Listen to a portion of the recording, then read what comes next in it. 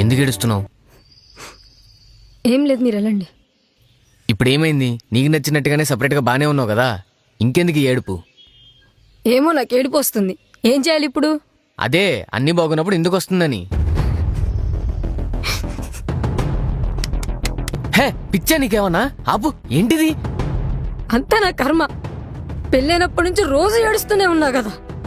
పెళ్ళైనప్పటి నుంచి ఒక్క రోజు కూడా సంతోషంగా లేను. రోజు ఏదో ఒకటి గొడవ.